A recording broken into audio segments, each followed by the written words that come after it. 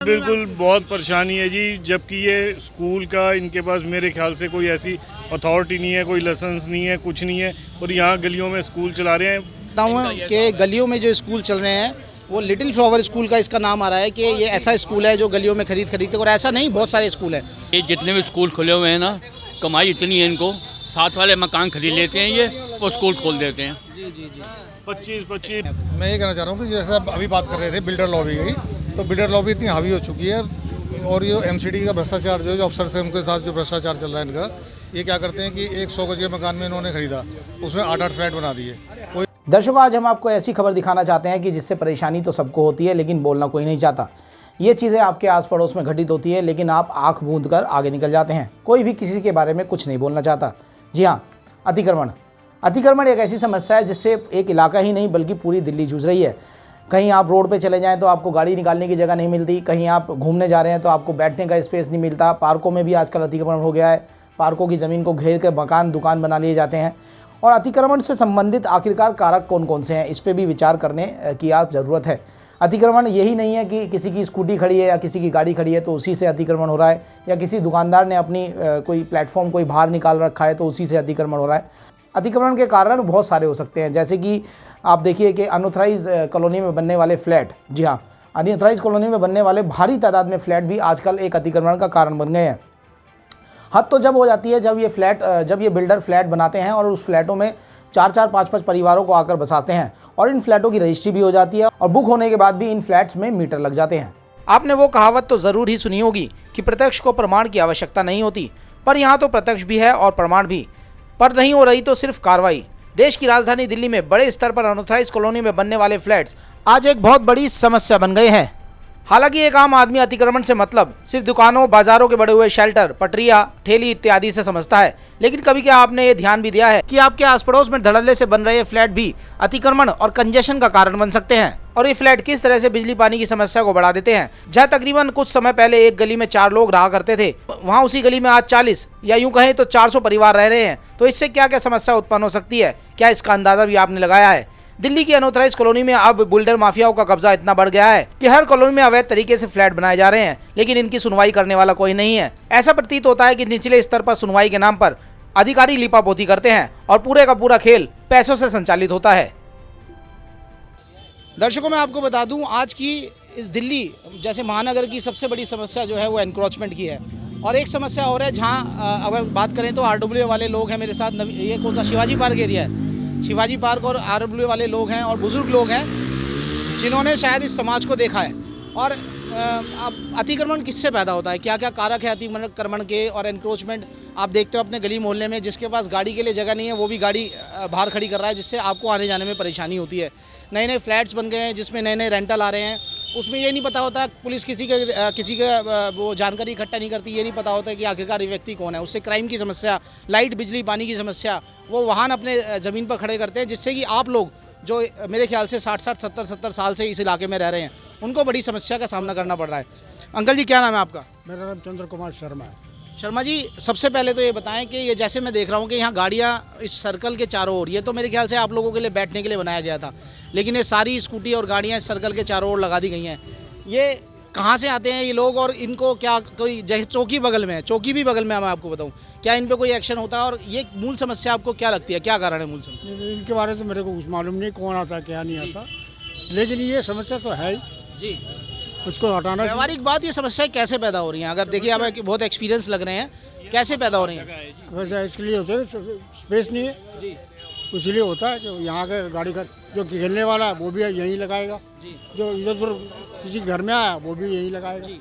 Population density एक तरह से बढ़ती जा रही है, एरिया की पॉपुलेशन डेंसिटी बढ़ती जा रही है, जिससे हमने देखा है कि नए नए लोग आए हैं और नए नए लोग आके जैसे फ्लैट्स बन रहे हैं इलाके में, अनऑथराइज्ड कॉलोनी में कंस्ट्रक्शन हो रहा है, उससे नई नई फैमिलीज आ गई हैं।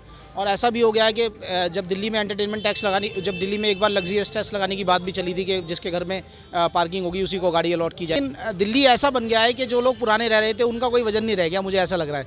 जो नए नए आके 10 साल में या 11 साल में या 15 साल में बस गए हैं, वही गाड़ियाँ चला रहे हैं, सब कुछ वो कर रहे हैं। आपके ह्यूमन राइट खत्म फ्लैट बनने से सबसे बड़ी समस्या क्या, जो बिल्डर है, अभी ये शिवाजी पार्क गली नंबर 2 में देखिए, दोनों तरफ से बिल्डरों ने नालियां बंद कर दी हैं, और इतने ऊंचे ऊंचे बेसमेंट के साथ थड़े बना दिए हैं और पार्क बेसमेंट में एक लाइब्रेरी खोल दी है, जो कि इतनी सारी स्कूटी मोटरसाइकिल लग जाती हैं, पानी भर जाता है, स्कूल के बच्चों को निकलने की परेशानी होती है। ये सारी स्कूटी स्कूल लिटिल हावर स्कूल के बच्चों की और ये लाइब्रेरी वालों की भी है और कुछ स्थानीय हैं जो पार्क में आते हैं, ये लग जाती हैं। ऊटपटांग गाड़ियाँ लगा देते हैं, लोग रहते कहीं और हैं, गाड़ी यहाँ लगा देते हैं। उसकी वजह से थोड़ी समस्या का समाधान है और इस समस्या का समाधान करना चाहिए। प्रशासन को देखना चाहिए भाई ये गलत हो रहा है, इतने ऊंचे ऊंचे थड़े बना दिए हैं।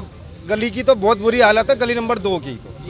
अच्छा, इतने जी इधर आइए, इतने मैं देख रहा हूँ कि हर कोई, देखिए आपसे भी हो सकता है, आप लोगों में से भी कोई बिल्डर हो, लेकिन मैं देख रहा हूँ हर कोई बिल्डर बन जा रहा है।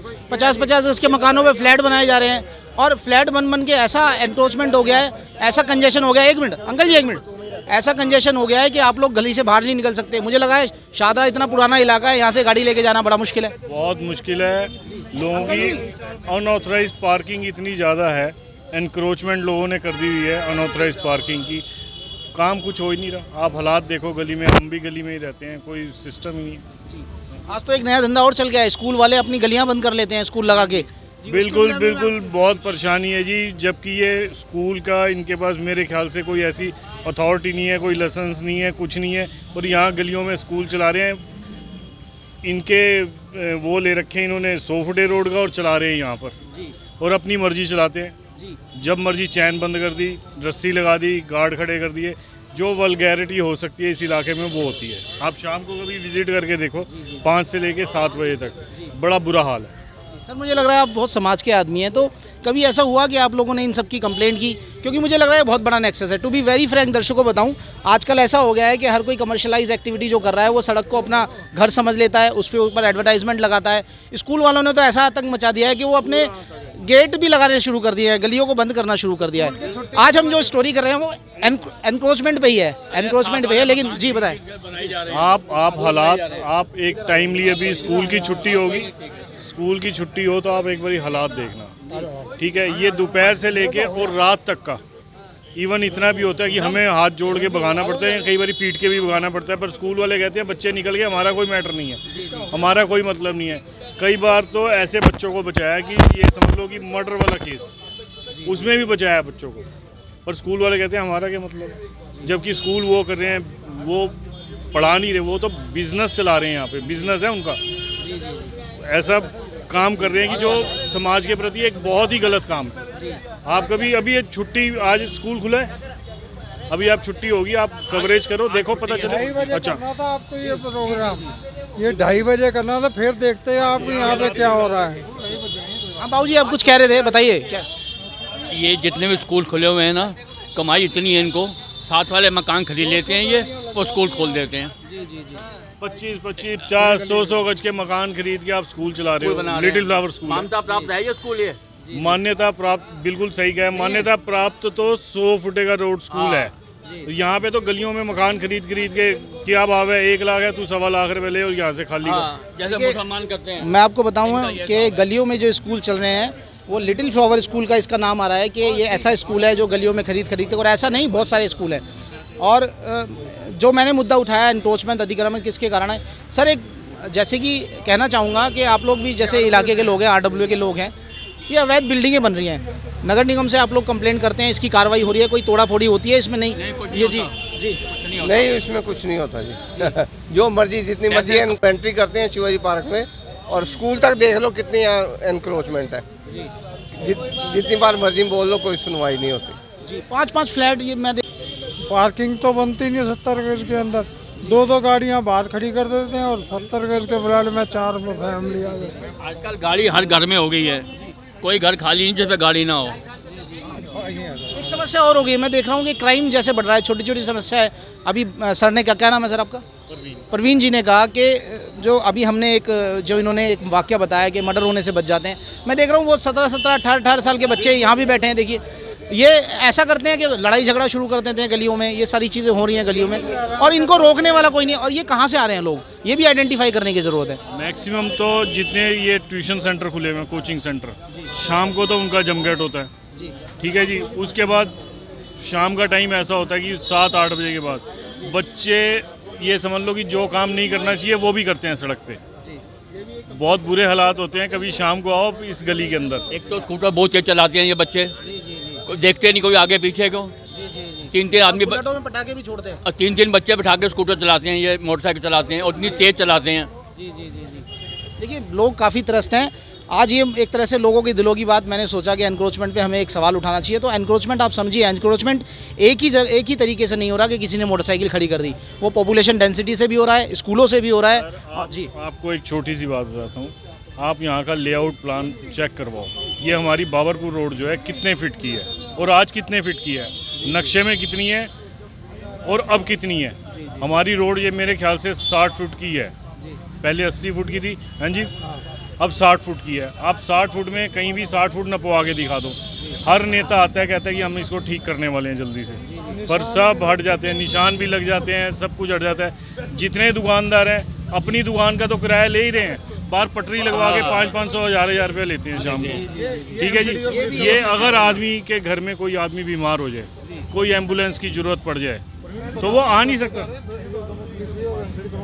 हाँ, सब अगर किसी को इमरजेंसी में, अब भी कहीं इमरजेंसी में किसी के घर में कोई पेशेंट हो जाता है, कोई हार्ट अटैक हो गया, तो वो बेचारा वहाँ पहुँच नहीं पाएगा, रास्ते में दम, क्योंकि एम्बुलेंस में आ भी गई तो सारी बसेज आन गई हैं स्कूल की, पर इतनी जगह तो हो, रिक्शे हैं, ठेलियाँ इतनी लगी हुई हैं कि बेहिसाब ठेली है। एनक्रोचमेंट ऐसी है कि एक दुकान है, देखो दुकान का शोरूम लिया 8 करोड़ रुपए का और 500 रुपये की पटरी लगवा रहे हैं, उस शाम को 500 रुपये चाहिए। तो मतलब लोग इतने पावरफुल हो गए हैं कि हर चीज़ को मैनेज कर रहे हैं। ये नगर निगम को भी मैनेज कर रहे हैं, पुलिसिंग को भी मैनेज कर रहे हैं। करप्शन भ्रष्टाचार है, खा रहे हैं, खिला रहे हैं, उसी से काम चल रहे हैं। जी डॉक्टर साहब क्या कहना चाह रहे हैं आप? मैं ये कहना चाह रहा हूँ कि जैसा अभी बात कर रहे थे बिल्डर लॉबी की, तो बिल्डर लॉबी इतनी हावी हो चुकी है, और ये एमसीडी का भ्रष्टाचार जो अफसर से उनके साथ जो भ्रष्टाचार चल रहा है इनका, ये क्या करते हैं कि एक 100 गज के मकान में इन्होंने खरीदा, उसमें 8-8 फ्लैट बना दिए, कोई नक्शा पास नहीं है, कुछ नहीं है। उनकी कंप्लेंट की थोड़ी बहुत, तो बिल्डिंग बुक कर दी। बुक करने के बाद भी वो छुपा के रखते हैं, बताते नहीं हैं। जो बाहर लोग हैं, जो बेचारे गरीब आदमी हैं, कुछ अपने पैसे इकट्ठे करके खरीदते हैं, तो उन्हें पता नहीं होता। रजिस्ट्री होती है तो अंदर की रजिस्ट्री में स्टैंप लग जाती है, बाहर की रजिस्ट्री में स्टैंप नहीं लगवाते वो, मिली भगत से। अब इसमें है क्या कि जो एक अपना गली नंबर 5 है विष्णु गली शिवाजी पार्क में, 1/70-62 प्लॉट नंबर, उस पर वो बेच के गया, उसने वहाँ पे 8 फ्लैट बना दिए। अब वहाँ पे उसकी सीवर की प्रॉब्लम है, जहाँ पे एक फैमिली रहती है वहाँ पे 8 फैमिली रहेंगी। सीवर पे लोड पड़ेगा, बिजली का लोड हो जाएगा, जो एक गाड़ी उस पर थी वो 8 गाड़ियाँ वो खड़ी करेगा, तो इतना लोड सब कुछ। और उसके बाद ये भ्रष्ट अफसर हैं, ये उनको छुपाते हैं, पैसे लेके सब कुछ मैनेज कर देते हैं। ठीक है, अभी मेरे को ढाका साहब बता रहे थे कोर्ट के, इसमें क्या करते हैं, ये जो मीटर लगाते हैं, इसमें BSS भी इन्वॉल्व है। BSS से इन्वॉल्व होकर इनको मीटर लेके दलाल के थ्रू मीटर लगा देते हैं, जबकि बुक बिल्डिंग पे कभी भी मीटर नहीं लगता। वो कोई गरीब आदमी अपना 25 गज या 50 गज का मकान बनाता है, और वो बुक हो जाए गलती से, उस पर मीटर कभी लगता ही नहीं है, और इनके यहाँ मीटर लग जाते हैं। देखिए ये एक जेन्युइन समस्या निकल के सामने आ रही है, जो बिल्डिंग एक्टिविटी हो रही है इलाके में, अनऑथराइज कॉलोनी में, और ये बिल्डर्स जो बिल्डिंग बना के भाग जाते हैं, और एक तरह से मैक्सिमम प्रॉफिट के लिए लोग काम कर रहे हैं। सिविक कम्युनिटी से इन्हें कोई मतलब नहीं है। आप बैठिए मत, आपसे भी सवाल पूछूंगा, आप बताइए जी, आप भी परेशान हैं एनक्रोचमेंट से? नहीं है? हाँ बिल्कुल परेशान है जी। क्या क्या समस्या आप फेस करते हैं? समस्या ये पार्किंग की है, निकलने बढ़ने में बहुत दिक्कत होती है, भीड़ बहुत ज़्यादा होती है, शाम के टाइम में सबसे ज़्यादा भीड़ बहुत होती है यहाँ पर।